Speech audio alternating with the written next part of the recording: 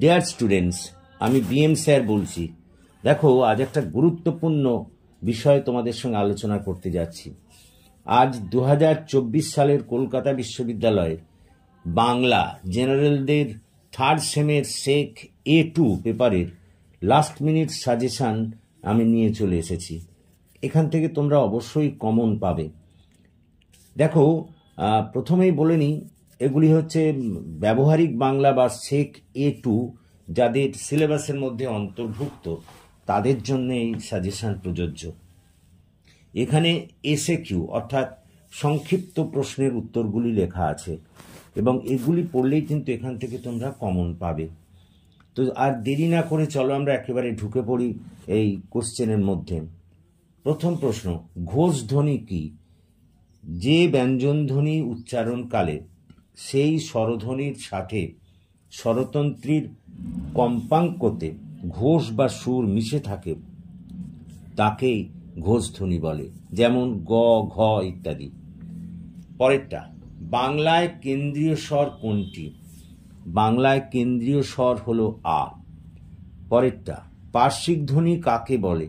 যে ধ্বনি উচ্চারণকালে জিহ্বার দুপাশ দিয়ে বায়ু নির্গত হয় তাকে পার্শ্বিক ধ্বনি বলে, যেমন ল। পরেরটা, বিকৃত স্বরধ্বনি কোনগুলি? অ, আ হলো বিকৃত স্বরধ্বনি। সংবৃত স্বরধ্বনি কি? যে স্বরধ্বনি উচ্চারণের সময় মুখবিবরের আয়তন সবচেয়ে কম থাকে তাকে সংবৃত স্বরধ্বনি বলে, যেমন হর্ষই, হর্ষৌ হলো সংবৃত স্বরধ্বনি। পরেরটা, যৌগিক স্বরধ্বনি কাকে বলে? ভিন্ন ভিন্ন দুটি স্বরধ্বনির সাহায্যে গঠিত স্বরধ্বনিকে যৌগিক স্বরধ্বনি বলে, যেমন ওই, ও ইত্যাদি। মধ্যস্বর কাকে বলে? উচ্চমধ্য ও নিম্নমধ্য স্বরধ্বনিগুলিকে সাধারণভাবে মধ্যস্বর বলে। পরেরটা, সম্মুখ স্বর ও পশ্চাৎ স্বর কোনটি? হর্ষই, এ, আ হলো সম্মুখ স্বর এবং ও, হর্ষৌ, অ হলো পশ্চাৎ স্বর। তাড়িত ধ্বনি কাকে বলে? জিহ্বার তলদেশ দিয়ে দন্তমূলে বারবার আঘাত করে যে ধ্বনি উচ্চারিত হয় তাকে তাড়িত ধ্বনি বলে, যেমন ডয়শূন্য র, ঢয়শূন্য র ইত্যাদি। পরেরটা, শীষ ধ্বনি কাকে বলে? তালবস্ব, দন্তস্ব প্রভৃতির মতো ধ্বনিগুলি উচ্চারণের সময় শীষ দেওয়ার মতো আওয়াজ হয়, তাই একে শীষ ধ্বনি বলে। অঘোষ ধ্বনি কাকে বলে? যে ধ্বনি উচ্চারণের সময় কম্পনজাত কোনো সুর বা ঘোষ মিশে থাকে না তাকে অঘোষ ধ্বনি বলে, যেমন ক, খ, চ, ছ ইত্যাদি। অল্পপ্রাণ ও মহাপ্রাণ ধ্বনির একটি পার্থক্য লেখো। অল্পপ্রাণ ধ্বনির উচ্চারণে ধ্বনি নির্গমনে বিশেষ প্রাবল্য থাকে না, কিন্তু মহাপ্রাণ ধ্বনির উচ্চারণে ধ্বনি নির্গমনে অতিরিক্ত প্রাবল্য থাকে। পরেরটা, মানবদেহে সক্রিয় উচ্চারণের অঙ্গগুলির নাম লেখো। জিহ্বা, দাঁত, নিচের ঠোঁট হলো সক্রিয় উচ্চারণের অঙ্গ। নাসিক্য ধ্বনি কাকে বলে? যে ধ্বনি উচ্চারণকালে শ্বাসবায়ু শুধু মুখ দিয়ে বের না হয়ে মুখ ও নাক দিয়ে বের হয় তাদের নাসিক্য ধ্বনি বলে, যেমন উয়া, চন্দ্রবিন্দু, অনুস্বার, ইয় প্রভৃতি। দন্তধ্বনি কি? যে ধ্বনি উচ্চারণের সময় দাঁতের সাহায্য লাগে তাকে দন্তধ্বনি বলে, যেমন ত, থ, দ, ধ, দন্ত নু। পরেরটা, অয়ের স্বাভাবিক উচ্চারণের উদাহরণ দাও। চল, বল, কল ইত্যাদি। পরেরটা, বাংলা স্বরধ্বনি উচ্চারণের দুটি বৈশিষ্ট্য লেখো। প্রথমত, স্বরধ্বনি ঘোষ বা নাদবারণশীল ও গাম্ভীর্যযুক্ত হয়ে উচ্চারিত হয়। দ্বিতীয়ত, স্বরধ্বনির উচ্চারণ বাকযন্ত্রের বিনা বাধায় ঘটে থাকে। পরেরটা, কোন ছন্দ ছড়াচ্ছন্দ নামে পরিচিত? স্বরবৃত্ত বা দলবৃত্ত ছন্দ ছড়াচ্ছন্দ নামে পরিচিত। দলবৃত্ত ছন্দের পূর্ণ পর্ব কত মাত্রার হয়? 4 মাত্রার হয়। উড়ান শব্দটিতে কটি দল আছে? 2টি, যথা উ যুক্ত রান। কোন ছন্দরীতির লয় ধীরগতি সম্পন্ন হয়? অক্ষরবৃত্ত ছন্দের। কোন ছন্দরীতির লয় দ্রুতগতির হয়? স্বরবৃত্ত বা দলবৃত্তের। পরের প্রশ্ন, আতা গাছে তোতা পাখি, ডালিম গাছে মৌ কোন ছন্দ?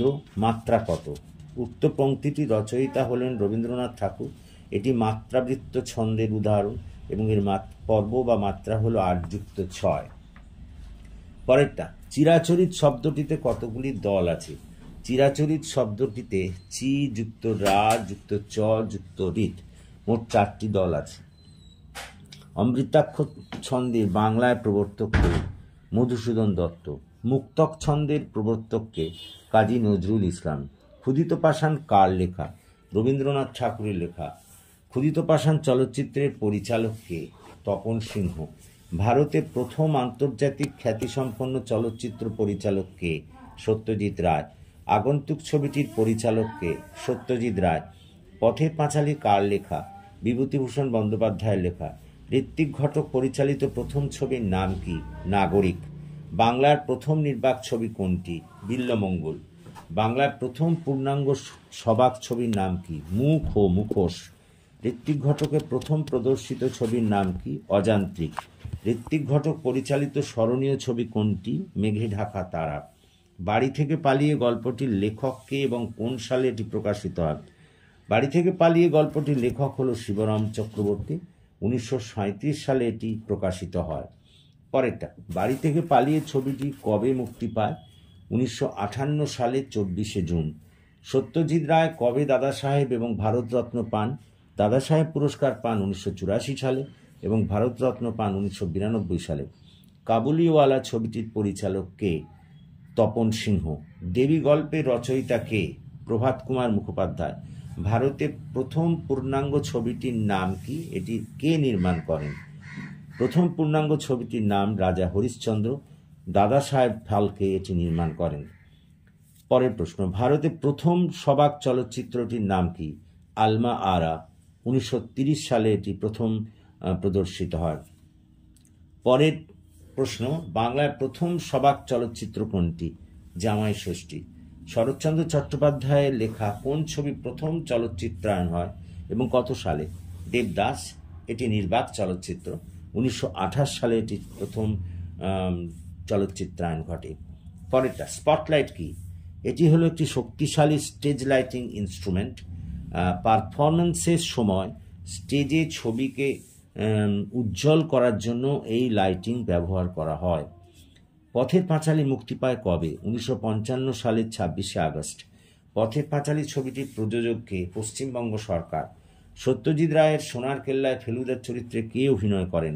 সৌমিত্র চট্টোপাধ্যায়। বিষয় চলচ্চিত্র গ্রন্থটির রচয়িতা কে? সত্যজিৎ রায়। অপু ট্রিলজি কি? পথের পাঁচালী, অপরাজিত এবং অপুর সংসার ভাবে মিলিতভাবে অপু ট্রিলজি গঠিত হয়েছে। মহানগর ছবিটির পরিচালক কে এবং কার লেখা? মহানগর ছবিটির পরিচালক সত্যজিৎ রায় এবং লেখক নরেন্দ্রনাথ মিত্র। চলচ্চিত্র মানুষ এবং আরও কিছু রচয়িতা কে? ঋত্বিক ঘটক। সবুজ দ্বীপের রাজা ছবির পরিচালক কে? তপন সিংহ। চারুলতা ছবিটি কোন গল্পের কাহিনী? রবীন্দ্রনাথের নষ্ট নীল গল্পের কাহিনী। কান চলচ্চিত্র উৎসবে শ্রেষ্ঠ চলচ্চিত্র বলে পরিচিত হয় কোন ছবি?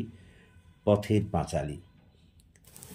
আশা করি তোমরা বুঝতে পারছো এই প্রশ্নগুলি, এই শর্ট প্রশ্নগুলি বা ছোট প্রশ্নগুলি তোমাদের করতে হবে এবং এখান থেকেই তোমরা নিঃসন্দেহে কমন পাবে।